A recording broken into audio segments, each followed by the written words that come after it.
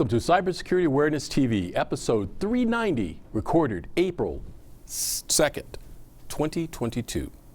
My name is Mac Jackson Jr. I'm a cybersecurity consultant and researcher.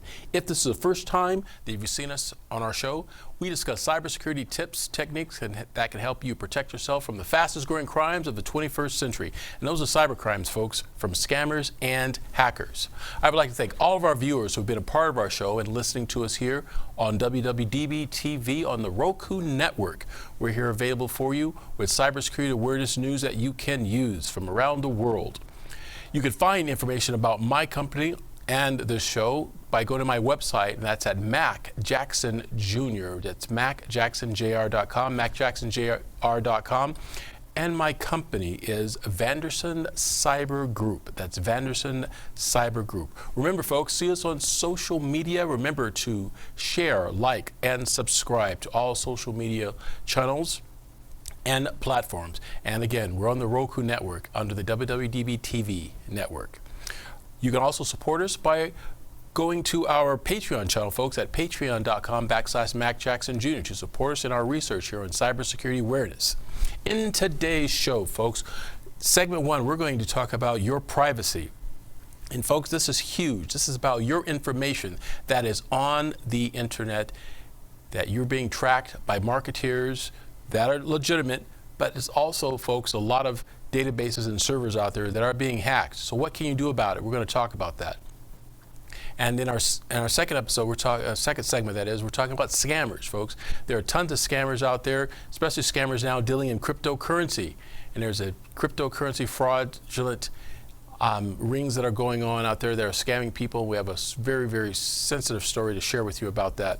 And of course, in our third segment, we're talking about what you can do to protect yourself. Our weekly tips on cybersecurity protection, including Facebook, folks. I'm getting clients calling about Facebook hacks and getting their accounts within Facebook and Instagram and other platforms hacked by hackers. What can they do to fight against it? We'll talk about that in today's episode. But first, folks, in our segment 1, we're talking about the major cyber attacks that are going on with information involved with your data that is stored in databases around the world. So what does that mean to you? Well, folks, if you're like most of us, there are websites that you go to and you sign up for information and content. You may put your personal identifiable information in there, download the content, and never see this website again. Or you could purchase a product online from this particular retailer and your information is there and you no longer do business with them. Today, folks, companies use this information to sell that is, your personal data with other companies, marketers and advertisers for profits without you knowing about it. You could have your information on hundreds of databases. So think about this, folks. How many databases do you think that you log into every day and your information is there? 50, 100, 200? I've had clients that had over 900 different websites over the last 15 years that their information resides in. Around the world, this has become a big issue regarding privacy. Companies are looking to create laws that will protect consumers' rights and consumers' information on privacy. In other words, to tell retailers to delete my data, delete my information. You no longer have rights to it. As of 2021, it's becoming a worldwide law and regulations with a law called GDPR. That's GDPR, stands for General Data Protection Regulation. This law started out of Europe back in 2018, and basically what it tells retailers is that if a consumer tells you, take my data out of your system, you do not have the right to have my data, I need you to remove it from your databases. The retailer must remove it, but then send a email to the actual consumer stating that the information has been removed. For retailers who do not remove this information and continue to sell it, they can be fined severely for not removing the data of consumers. Now, once this first started, it was kind of hard for companies to understand this new law, but companies are now abiding by it, this law that started out in Europe. But now California has a version of GDPR that started out in California, and other states are adopting the same type of law as well. And again, folks, what it means is I've done a transaction with you, I bought a product or service, and now that we're done, I haven't talked to you guys in years. Why do you have my data in your database? See what happens, folks. Retailers use this information within these databases, and they tie it to other databases using key information like your personal identifiable contact information, like your phone number, your address, where you work, little things that you have given, as we say, crumbs of information about you. And what happened is these databases are connected to other databases using key information about you that good people such as advertisers and retailers put together to do demographics about you, try to get you to buy other products and services. However, what's happening over the years that these companies have been hacked by hackers. So these third-party companies that have your data have been hacked, and now they have your data that's in their databases. And we need to have this information removed. And there is a way to do that, and we'll talk about that here in this segment. It's really important information for you folks, and there's a way to do that. There is a website that I'd like you guys to take a look at, which we'll talk about here in just a minute. But one more thing I want to get to identify with you folks is the understanding what personal identifiable information is.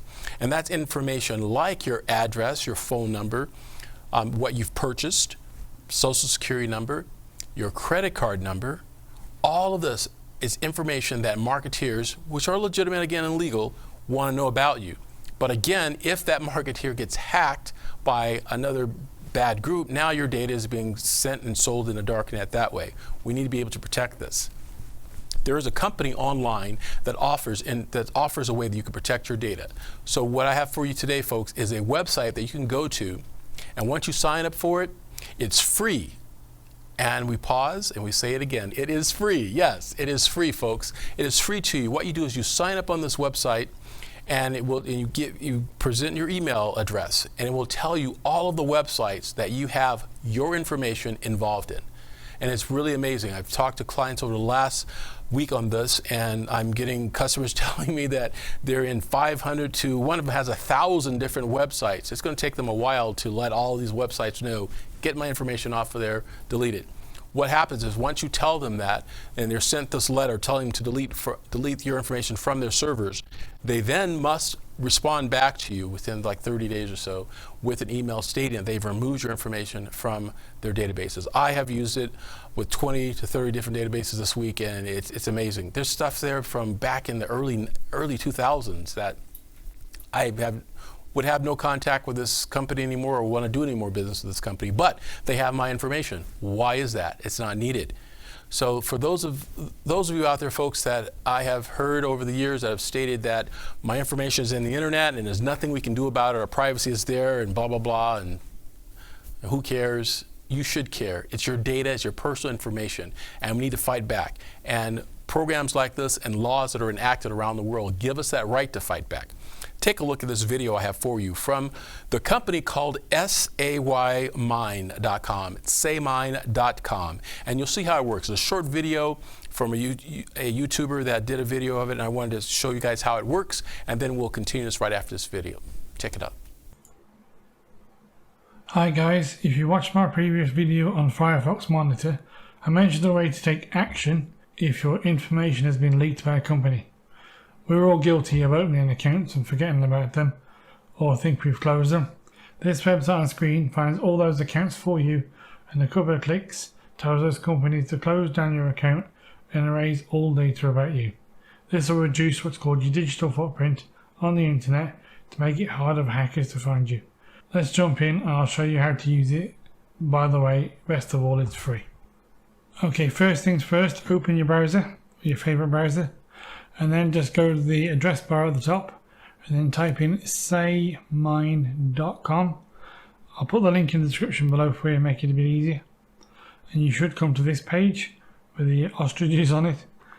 So the future of data ownership. So the way you get started with this website is you just click the Get Started button. The way you get started with this website is you click the Get Started button. And then there's a little short animation you go through. So just click Next, and then Next again. There's a little mini survey here. I think you can guess how many companies hold your data. So I'm going to say a lot. Click next. Finally, when you get to this page, click let's go. Okay, so then you get to the sign in page. So what you're going to do, you can either sign in with Google, sign in with Microsoft, or sign in with Yahoo. I'm going to sign in with a Microsoft account, but you can sign in with whichever is yours.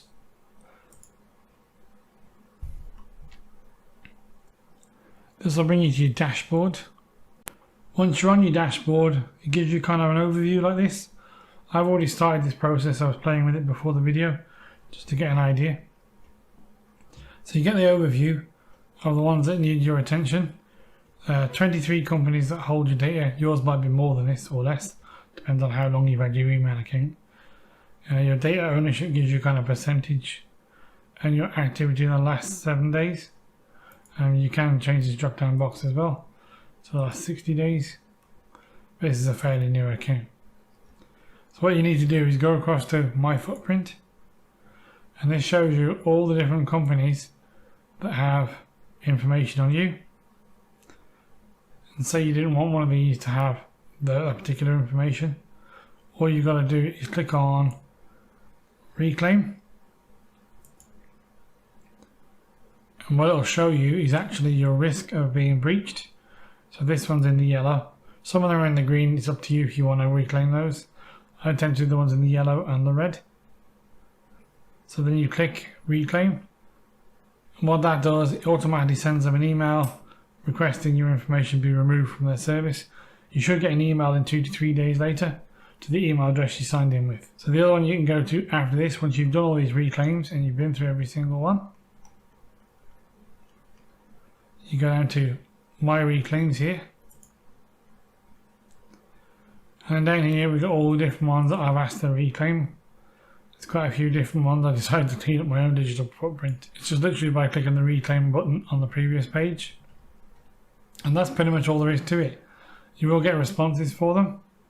And if you click on the overview, and then there are some that need attention. So some companies will actually request further information. So you click on complete requests, and then just scroll down the different ones, wait for the response to load. So this just gives you an idea of a basic one. I'll blur out some of the details obviously because it's confidential, but you get the idea. Basic outlay of an email they'll send out to the company. It's pretty much the standard email, just different email addresses. So now these companies no longer hold any of my information, which is really great. Okay, once you're done, you just click up the top corner up here, and then click on sign out, log out. If you want to, you can click on spread the word or feedback, so you can give them feedback on the site if you find something's not working properly. Spread the word is about literally letting other people know about it. So feel free to either click the copy the referral link or tweet about it, or share my video so everybody knows about it. Once you're on this page, just click the X, then go back to the top corner, and don't forget to log out. It'll take you back to the main page you were on when you started. Hope this is useful. I'll catch you in the next one. You see, folks, your privacy information is very, very important to you, your family, to your business, and to your shopping habits. It really is. It's very important, and we can protect it. And these are just one of the tools that are there. So far as of today, this tool from saymine.com is a good app to utilize. We'll see how it goes in the next couple of years, next couple of weeks, or whatever, see what happens. But so far, the reviews have been good. So as of today, we'll say this company is good. Here's a little video I want to show you from the actual company, saymine.com. Check this one out. Am I crazy? I gotta show you something. Check it out. Last week, Apple released a video with the title Privacy. And it shows this entity, this person, and it follows you around, and it knows too much about you. And after a while, the hero has had enough, and with a click of a button, poof, the entity is gone.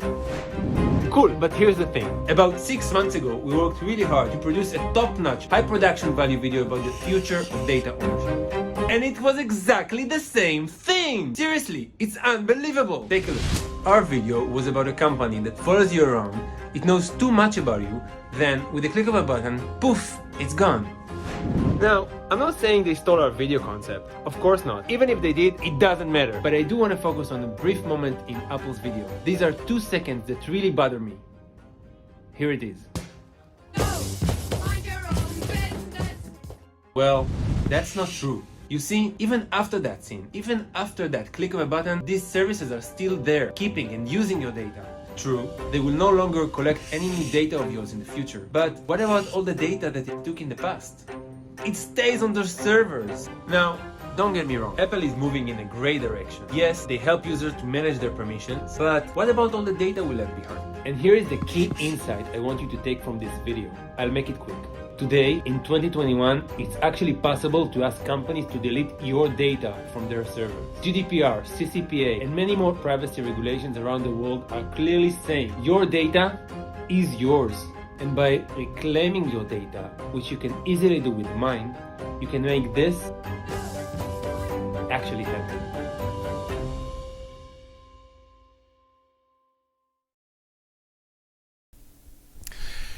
And like we said, folks, it is clear we have to be proactive with our personal information and with our data when we are doing business online. We must protect our data and our information. It's cybersecurity awareness education, folks. Our best defense, as I've always said it on the show, is through training and education of our people and our employees. Hashtag stay cyber woke, folks. We'll be back. Cybersecurity Awareness TV after these messages.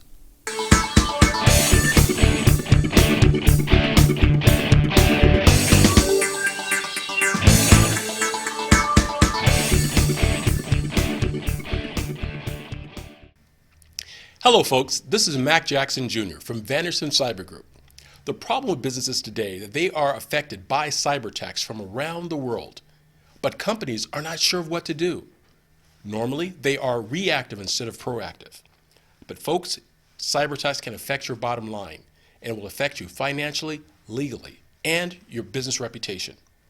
Here at Vanderson Cyber Group, we can help you develop a policy by training your employees on what to do if they are involved in a cyber attack and how to mitigate it and fight against it. Folks, we call it here hashtag stay cyber woke. And that's Vanderson Cyber Group here in Las Vegas and around the world. You can reach me, folks, at vandersoncybergroup.com or my website, macjacksonjrjr.com as well. Here locally, 702-868-0808. Give us a call today, folks. We must fight back.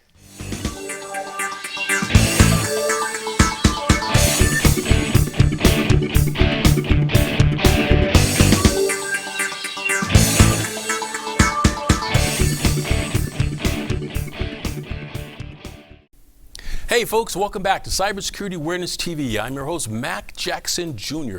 In this segment, we're talking about scams.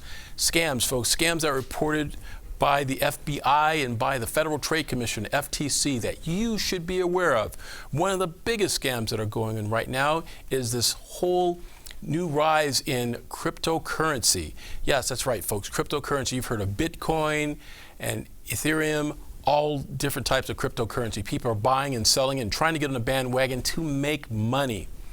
And with that, folks, with any new idea where money is to be made, you're going to have a group of bad guys and scammers and hackers trying to take advantage of victims to get their money. And I have a story, folks, to share with you that's very, very disturbing, especially if you have children and that you're taking care of someone elderly when it comes to these types of scammers. But the Federal Trade Commission, FBI, I think this is a message that they would want you guys to know about and to share with your friends and family, to be aware of these types of crypto investments. This is a scam on crypto romance investments from a dating site. And folks, you know, I've done several shows on online dating and how that works and how scammy it can be.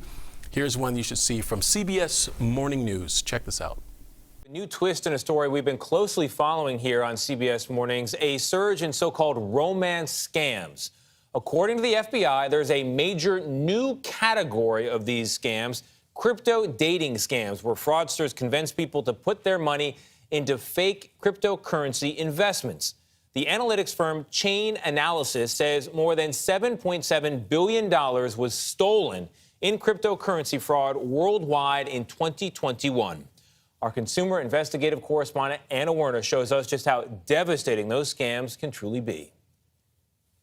I think the biggest thing that I will be sad about is not being able to share anything with her. 24-year-old Nicole Hutchinson lost her mother Cynthia in February 2020. Any memories or experiences. After her death, Hutchinson inherited her mother's house, which she sold, splitting the proceeds with her father, $280,000 each. Money, she says, to help pay for her 94-year-old grandmother's assisted living and help her and her dad. That was going to be our launch pad for him to retire easily and for me to start my life. A new life in California, and to start meeting people there, she joined the dating site Hinge. She says she soon met a man named Hal, and they became friends. He started asking questions about my family and my past experiences. It was a connection that felt even stronger, she says, when he told her he came from the same town in China from where Hutchinson was adopted. We kind of bonded over that. Soon, she says, he was telling her about one of his hobbies, cryptocurrency investing, and he suggested she too could invest. I'm like, I've never invested in my life. I don't know anything about cryptocurrency either, so I was very skeptical. Not to worry, he said in a text, this is my field. I can be your teacher. First, he told her to create an account on a legitimate site, crypto.com. Then he sent her a link and told her to transfer money there to what he said was a cryptocurrency exchange platform.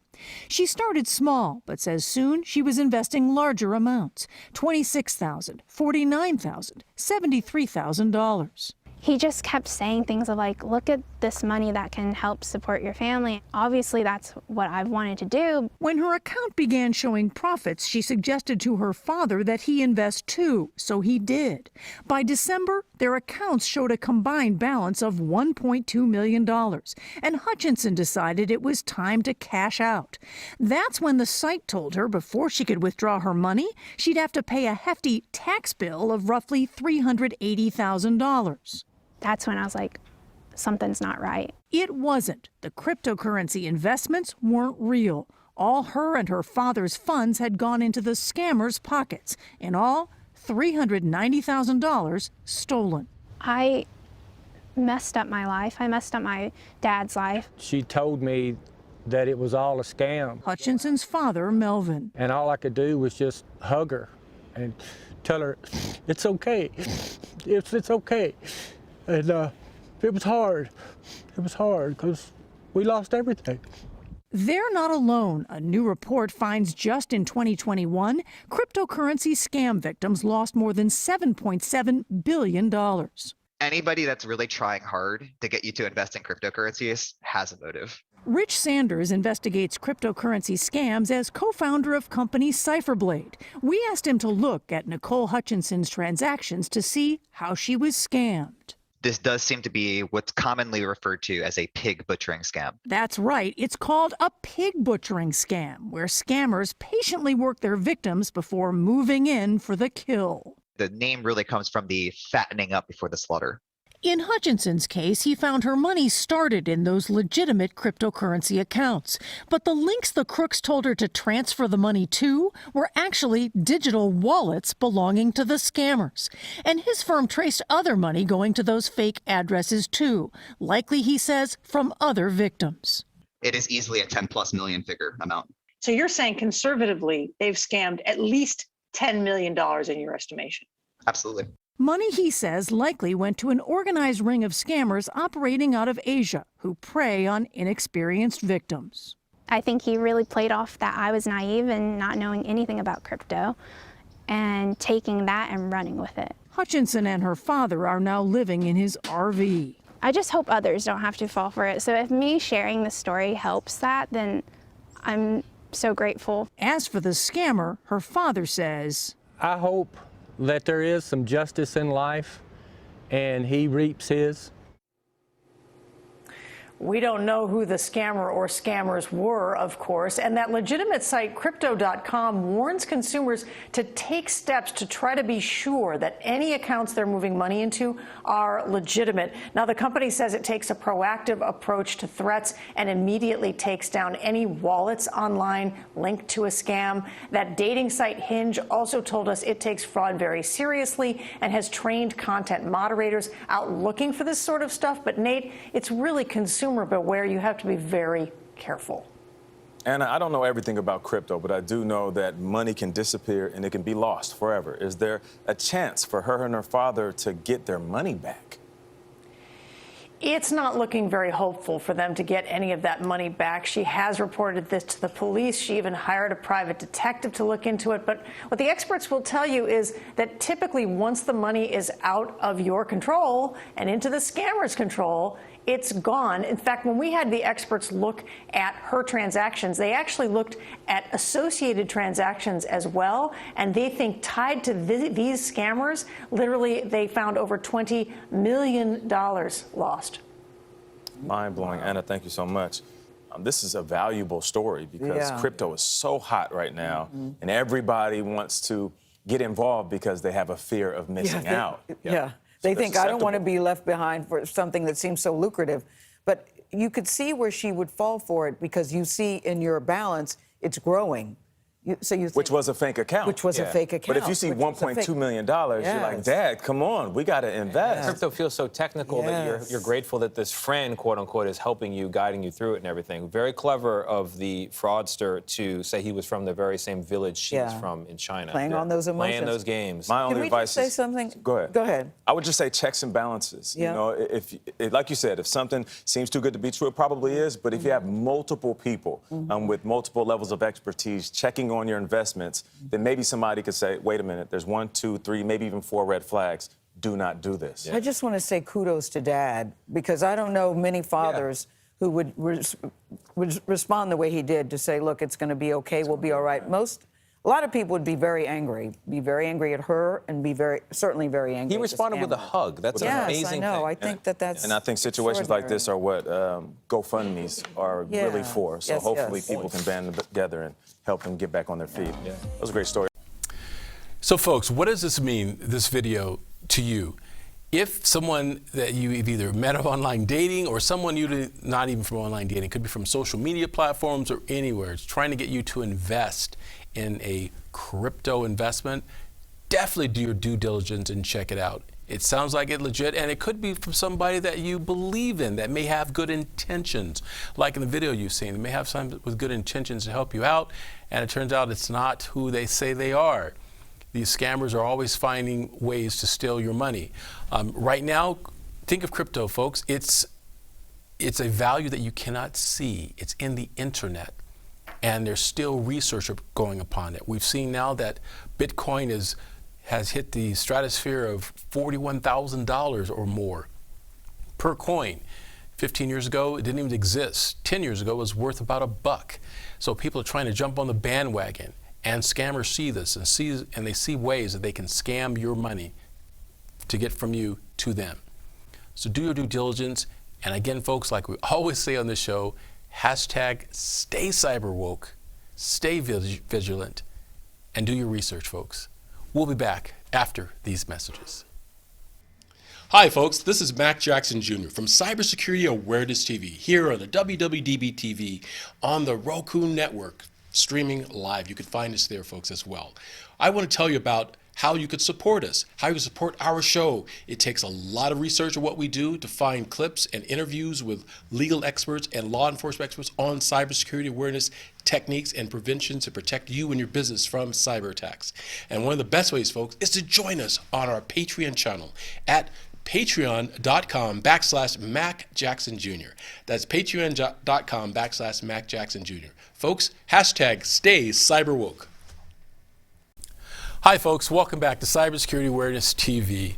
I'm your host, Mac Jackson Jr. In this segment, we're going to talk about tips and what you can do to protect yourself from these types of cyber crimes and hackers. And folks, today I want to give a shout out to my friends I've been talking to this week that have had hits and been hacked from Facebook to Instagram and from request. They're getting requests from people that are wanting to request to friend them, but they've already your friend on Facebook and Instagram. They're already your friend, so how are you getting a separate request? What happens, folks, is the hackers have found out your password. You know, we talk about that on the show, how to protect your password, and all of us can be hacked. There's no unhackable person. Hackers, they really want to find your password, they can. However, the vulnerable fruits, the low-hanging fruits, the ones, you know, those of you out there that have those simple, easy passwords that can be easily calculated and easily remembered, you get yours hacked into from your different social media platforms. I'd like to show you a way on your smartphone, folks, a way that you can protect yourself from these types of hacks. If you're on Facebook, I would suggest you do this, folks. You go into Facebook and you do two things. First of all, you change your password, even if you haven't been hacked. So those of you who are listening to my show today, go ahead and change your password just because it's what? April Fool's was yesterday. There you go. Now you have a reason why to do it. Change your password. You make sure that you go under settings under Facebook. And within settings, there's an option under settings for security and privacy. And under the security and privacy version within Facebook, within the settings, security and privacy, you go into your passwords and logins and you change your password, obviously. But then if you scroll down, there's other options that are offered within Facebook, and there's one called two-factor authentication. And if you've been a fan of our show, you know we talked a lot about that two-factor authentication. And what that means, folks, is that your phone number or your email will be notified with a code that has to be entered if anyone logs into your Facebook account, even you, which is nice, especially if it's on a new device. It's just two-factor authentication. It's definitely needed for right now as of April 2nd, 2022. So I want to date timestamp this, folks, just in case you're listening to us in the future and none of this stuff works because hackers found another way around it. This is what works today. All right, this is what works today, two-factor authentication. So make sure you do that for Facebook, your Instagram account, all your other social media accounts. And if you have accounts from your banks, definitely use two-factor authentication. It works out quite well, especially when your financial institutions are instituting this types of technology. You just go to when you log into the website will tell you that they'll send out a code to your phone. You'll then get a text message on your phone. You'll take that code, enter it into the website. Now you have accessibility to the actual website. So, and within the systems as well, you can click on notification to tell you if there was an attempt to open your account to send you a text or email message, which is good too, because then you know if someone's trying to get into your account. And if you do get these messages, well, that's basically a clue that you need to do. So that kind of rhymes. Clue that you need to do, which means change your password and change it. Now you're thinking, great, I changed my password 5 times. I have no idea what my password is anymore. This is so frustrating. What do I do to protect myself? Folks, like we talk about on the show, what you need to have, folks, is a password management system. That's right, folks, a password management system. And what a password management system is, it is a software application that you can have on your smartphone, on all your devices, including your laptops, desktops. And what it does, it remembers all your passwords for you by encrypting them, making them unreadable for hackers that are trying to find out what your passwords are. All you have to remember is one user ID and one password. That's all you need. And when you're going on websites, it will automatically fill in the user ID and password for you. Also make sure, folks, that when you're going to websites, to make sure that the website is secure, with an HTTPS symbol. The S stands for secure socket. It's a secure website. A lot of websites now are making sure they're secure. So people have asked me, I got an email yesterday where they're asking, what is the difference between the HTTPS and the HTTP? What is that necessary? What it does when you go to a website that has an HTTPS, you're creating a tunnel. And my analogy is this. Remember we were kids and we played a game. Those of you who are over, let's say 40, probably know what this means.